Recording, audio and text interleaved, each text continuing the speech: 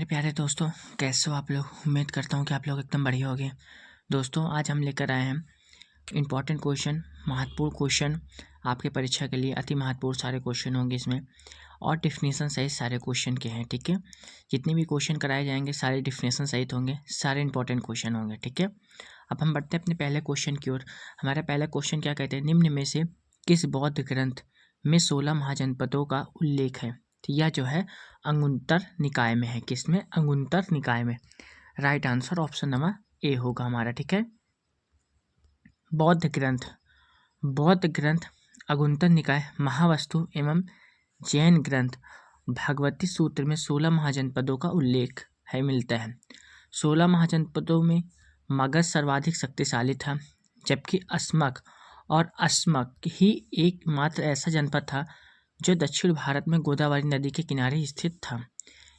इन 16 महाजनपदों में वज्जी एवं मल्ल में गणतंत्रात्मक व्यवस्था थी, जबकि शेष में राजतंत्रात्मक व्यवस्था थी। ठीक है, सारे इंपॉर्टेंट क्वेश्चन है।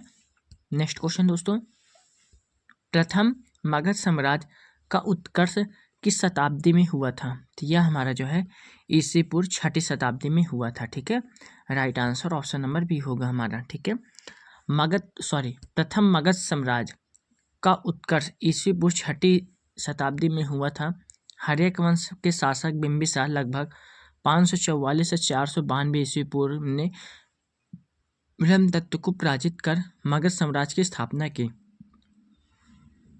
अतः उसे ही मगध साम्राज्य का वास्तविक संस्थापक माना जाता है। इसकी प्राचीन राजधानी राजगिरी तथा गिरिब्रज थी। कालांतर में यह राजधानी पाटलिपुत्र स्थानांतरित हुई। इसे अवंती के राजा चंड प्रगोत के पांडु रोग, पोलिया रोग के उपचार के लिए अपने राजवैद्य जीवक का उज्जैन भेजा था। ठीक है, नेक्स्ट क्वेश्चन दोस्तों, महाभारत के अनुसार उत्तरी पंचाल की राजधानी स्थित थी। तो यह कहाँ है? अहिच्छत्र में। कहाँ है? अहिच्छत्र में। Right answer option number C होगा हमारा। ठीक है, अहिच्छत्र वर्तमान बरेली उत्तरी पंचाल की राजधानी थी तथा कंपिले फारुखाबाद दक्षिणी पंचाल की राजधानी थी। कन्नौज का प्रसिद्ध नगर उन दिनों पंचाल प्रदेश में ही स्थित था।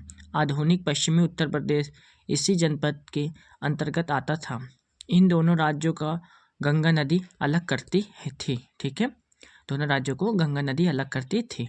ठीक है, अब बढ़ते हैं हम लोग अपने नेक्स्ट क्वेश्चन की ओर। नेक्स्ट क्वेश्चन क्या है हमारा, विश्व का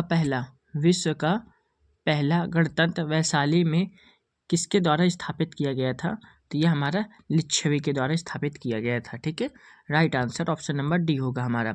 वैशाली विहार के लिच्छवियों ने विश्व का पहला गणतंत्र स्थापित किया था। लिच्छवी वज्जी संघ के प्रमुख थे। वैशाली का संबंध उत्तरी बिहार से है, जो कि वज्जी की राजधानी है। यहाँ का राजा चेतक था। महावीर की माता त्रिशला चेतक की बहन थी। चेतक ने अपनी पुत्री चिल्लना का विवाह मगध नरेश बिंबिसार के साथ किया था।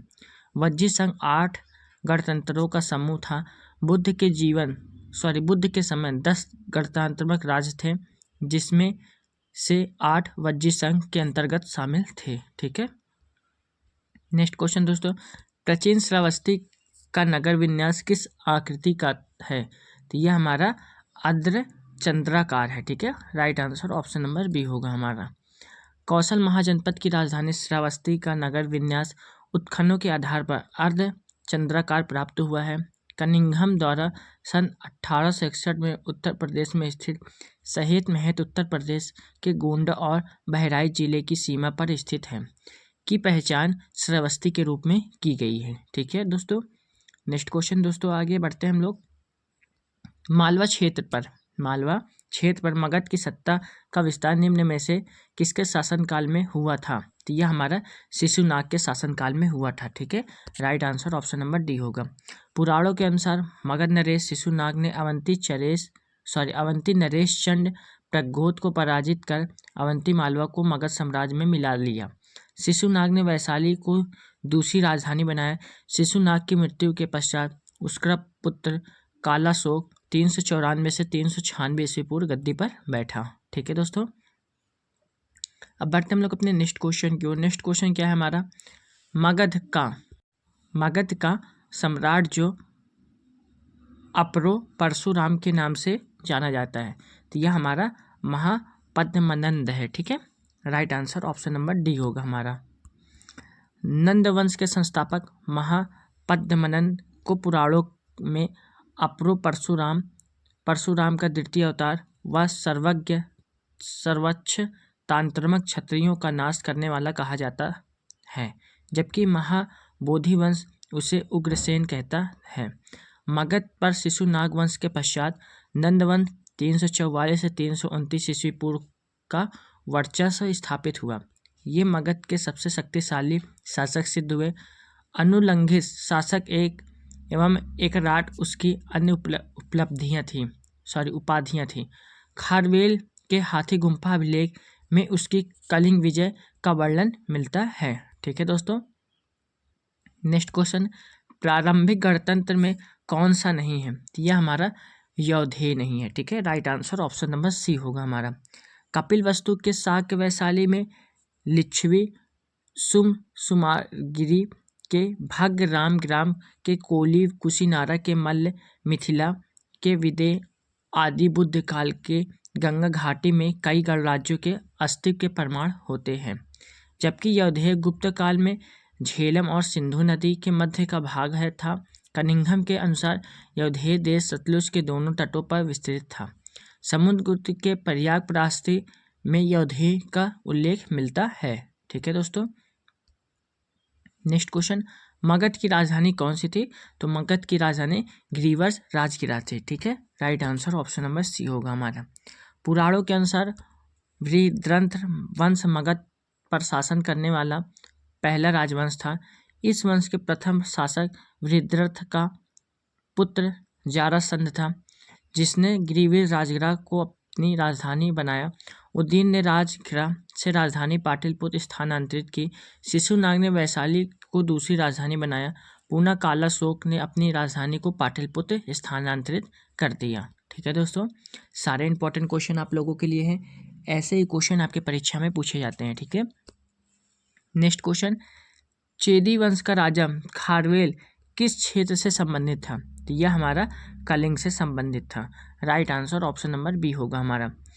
चेदी यानी चेती वंश का प्रसिद्ध शासक खारवेल कलिंग से संबंधित था, जो इस वंश का तृतीय शासक और जैन धर्म का अनुयायी था। खारवेल के विषय में हाथी गुम्फा, खंडगिरी या उदयगिरी की गुफाओं से साक्ष्य मिलते हैं। महामेघवाहन कलिंग के चेदी राजवंश का संस्थापक था। इस कारण इसे महामेघवान वंश भी कहा जाता है। इसकी राजधानी सुक्तिमती या सोतवथी थी। ठीक है, नेक्स्ट क्वेश्चन, शिशुनाग वंश का वह शासक जिसके शासन काल में वैशाली में द्वितीय बौद्ध संगीति का आयोजन किया गया था। तो राइट आंसर क्या होगा? कालाशोक। ठीक है, right answer option number C होगा हमारा। शिशुनाग वंश का शासक कालाशोक था, जिसके शासनकाल में वैशाली में तृतीय बौद्ध संगीति का आयोजन हुआ था।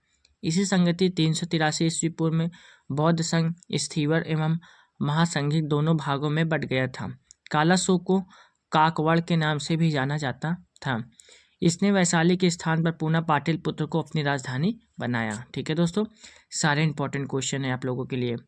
नेक्स्ट क्वेश्चन, गोदावरी नदी के तट पर स्थित महाजनपद था, तो यह होगा हमारा अस्मक था। ठीक है, right answer option number C होगा हमारा। 16 महाजनपदों में अस्मक जो दक्षिण भारत के नर्मदा तथा गोदावरी नदियों के मध्य स्थित था, जिसकी राजधानी पैठन या पोतन अथवा पोटली प्राचीन नाम प्रस्थान थी। पोतन ने पोटली के संबंध आंध्र प्रदेश से है। अस्मक एक राजतांत्रिक राज्य था, जिसकी स्थापना एक इच्छावकुंसी शासक ने की थी। ठीक है दोस्तों, सारे इंपॉर्टेंट क्वेश्चन है, आप लोग ध्यान से वीडियो को देखते चलिए। और वीडियो पसंद आ रही है तो वीडियो को एक लाइक करके चैनल को सब्सक्राइब कर लीजिए और वीडियो को ज़्यादा से ज़्यादा शेयर कर दीजिए आप लोग। ठीक है, नेक्स्ट क्वेश्चन, भारत का कौन सा क्षेत्र प्राचीन काल के अवंतिका के नाम से जाना जाता है? दोस्तों, इसकी पीडीएफ मैं टेलीग्राम चैनल पर डाल दूंगा। टेलीग्राम चैनल आप डिस्क्रिप्शन बॉक्स में लिंक रहेगी, आप वहां से ज्वाइन कर सकते हैं। ठीक है, इसका राइट आंसर क्या होगा? मालवा। ठीक है, right answer option number D होगा हमारा। 16 महाजनपदों का वर्णन बौद्ध तथा जैन ग्रंथों में मिलता है। मालवा महाजनपद वर्तमान मध्य प्रदेश प्राचीन काल में अवंतिका के नाम से जाना जाता है। यह राज्य 2 भागों में विभक्त था। उत्तरी अवंती की राजधानी उज्जैनी तथा दक्षिणी अवंती की राजधानी महेशमती थी। बौद्ध ग्रंथ महावज्ञ जातक के अनुसार अवंती में चंड प्रघोत वंश का शासन था। अब बढ़ते नेक्स्ट क्वेश्चन की ओर। नेक्स्ट क्वेश्चन क्या है हमारा, प्रसिद्ध नमिसराय तीर्थ किस जिले में स्थित है? तो यह हमारा सीतापुर में स्थित है। Right answer option number C होगा। प्रसिद्ध नमिसराय तीर्थ उत्तर प्रदेश के सीतापुर जिले में गोमती नदी के तट पर स्थित है। यहाँ पर सोमवती अमावस्या का मेला लगता है। पौराणिक मान्यताओं के अनुसार यहाँ पर 88,000 ऋषियों की एक साथ तपस्या की थी। महाभारत में भी इसका उल्लेख सघन वन के रूप में किया गया है। इसके समीप मिश्रिक नामक स्थान पर महर्षि दधीची का आश्रम स्थित है।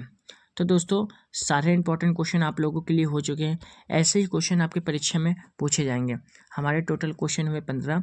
इसमें आप लोगों को कितने क्वेश्चन पहले से आते थे वो आप लोग कमेंट बॉक्स में ज़रूर बताइए। और हमारी वीडियो पसंद आती है तो वीडियो को एक लाइक ज़रूर कर दीजिए। आप लोग चैनल पर नए हैं तो चैनल को जरूर सब्सक्राइब कर लीजिए, बेल आइकन को जरूर प्रेस करिए ताकि आने वाली सभी प्रकार की वीडियो की नोटिफिकेशन आप लोगों को आसानी से मिलती रहे। ठीक है दोस्तों, जय हिंद, जय भारत।